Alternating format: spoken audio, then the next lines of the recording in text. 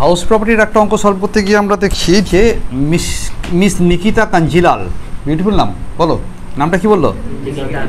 Miss Nikita Kanjilal is the owner of a house property in Kolkata.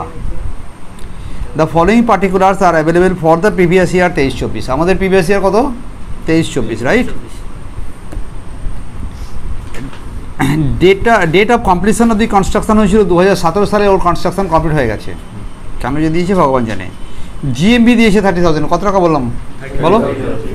FR দেওয়া আছে, fair rent দেওয়া আছে 25,000, বলো কত টাকা? এফআর 25,000, রেন্ট রিসিভ করেছিল 36,000, মিউনিসিপ্যাল ট্যাক্স হচ্ছে 10%, ইন্টারেস্ট অন লোন দেওয়া, লোনের জন্য ইন্টারেস্ট দিয়েছিল 2,000 টাকা। এই পর্যন্ত clear? During the assessment year ওর একটা কী কী হয়েছে দেখা যাক। 2021 মানে 3 বছর আগের যে অ্যাসেসমেন্ট ইয়ার ছিল, miss Kanjilal was allowed a deduction of 5,000 rupees on account of unrealised rent. ওই বছরে 5,000 টাকা কোনো ভাড়াটিয়া না দিয়ে পালিয়ে গিয়েছিল এবং ইনকাম ট্যাক্স অফিস সেটা মেনে নিয়েছিল যে তোমাকে ডিডাকশন দেওয়া হলো, 5,000 টাকা তুমি AR 12 থেকে মাইনাস পেয়েছিলে। Subsequently, during the previous year,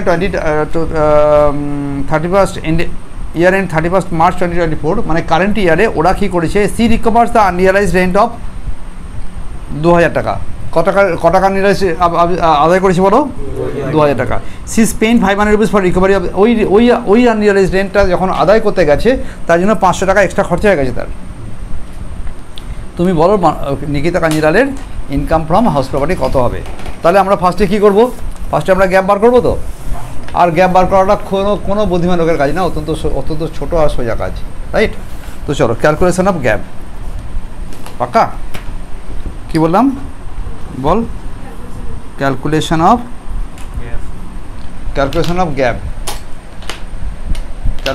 gap. তো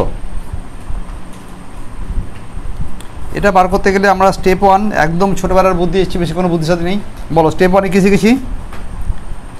আর রিজনেবলি এক্সপেক্টেড রেন্ট বার করতে গেলে MV FR whichever is higher.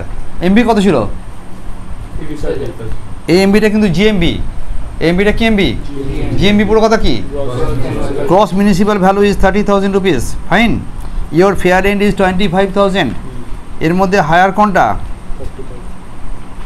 বলো? তো আরইআর ইজ 30,000, কোনো চলবে? ক্লিয়ার? স্টেপ 2তে যাও। AR 12 বলেছিলাম অ্যানুয়াল রেন্ট, ওকে? আমি ছোট করে এখানে 12 লিখে রাখি। 1 বছরের জন্য ওই ইনকাম হয়েছিল 36,000 টাকা। স্টেপ 3তে যাও, higher of step 1 and step 2।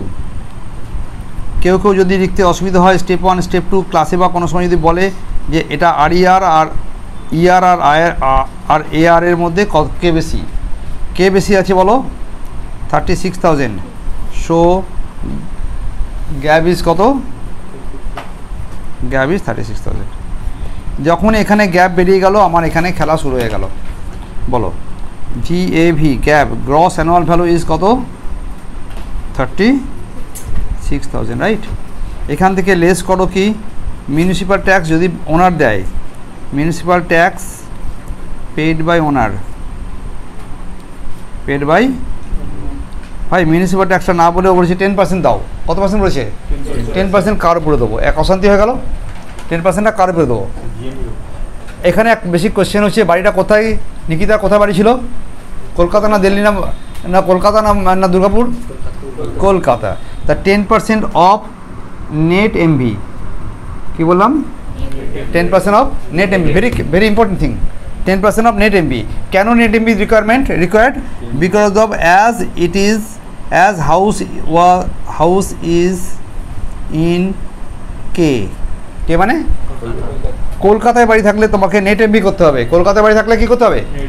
চিল্লা না বাবা, नेट एमबी को तब कैसे नेट एमबी निकलेगा?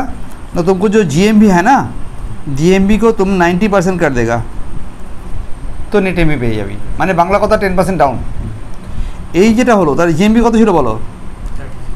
জিএমবি ছিল 30,000। তাহলে 30,000 উপরে তুমি কত পার্সেন্ট করবে? 90% করে দেবে। কত টাকা উত্তর এলো? 3 9 হ্যাঁ 27,000, তাই তো? এর উপরে ফি 10% বানালাম ট্যাক্সের জন্য, তাহলে কত টাকা উত্তর হলো? 2700, 27। তাহলে আমার কাছে এখন উত্তর কত হলো? 33, পাক্কা 33,333 এই টাকাটা। এই যেটা হলো এটাকে বলা হয় নেট অ্যাডজাস্টেড অ্যানুয়াল ভ্যালু, বা নেট অ্যানুয়াল ভ্যালু, কেউ কেউ এটাকে অ্যাডজাস্টেড বলে। नेट एनुअल वैल्यू इज कितना 30। एखान থেকে तुमको दो डिडक्शन मिलेगा। एक डिडक्शन का नाम है क्या? स्टैंडर्ड डिडक्शन, ठीक है, ये है standard deduction. Standard deduction under section 24A it is 30% of NAV in NAV। तो 30% করে উত্তর হলো কত টাকা? 99990। এবার লেখ ইন্টারেস্ট অন লোন 2000 টাকা আন্ডার সেকশন 24B, রাইট। এইখানে মোট যে 11,000 টাকা মাইনাস হলো, এর ফলে তোমার কাছে নেট ইনকাম দাঁড়ালো 21,310 রুপিস। এই টাকা ইনকাম হতে যাচ্ছিল, কিন্তু ওরা কি করেছিল, ওরা একটা আনরিয়েলাইজড রেন্ট, প্রিভিয়াস আনরিয়েলাইজড রেন্ট এখন নাও রিয়েলাইজড, কি বললাম? প্রিভিয়াস আনরিয়েলাইজড রেন্ট নাও কি করেছি? রিয়েলাইজড। এই আনরিয়েলাইজড রেন্টটা কিন্তু যেটা অ্যালাউড ছিল, মানে আগের বছর অ্যালাউ হয়েছিল, এটার পরিমাণ ছিল 2000 টাকা, রাইট। এখান থেকে তুমি মাইনাস করবে 30%, কত করবে? মাইনাস 30%, 2000 মাইনাস 2000 ইন্টু 30%, তাহলে কত টাকা হলো? 1400 টাকা। 600 টাকা মাইনাস হয়ে গেল। 2000 থেকে তুমি কত বিয়োগ করলে বলো? 600 মাইনাস করলে ইউ গেট 1400 টাকা আরও যোগ হয়ে গেল। তাহলে টোটাল ইনকাম কত দাঁড়ালো? টোটাল ইনকাম দাঁড়ালো 22,710 your income from house property. এটাই হলো হাউস প্রপার্টি ইনকাম। ক্লিয়ার? চলো ওভার।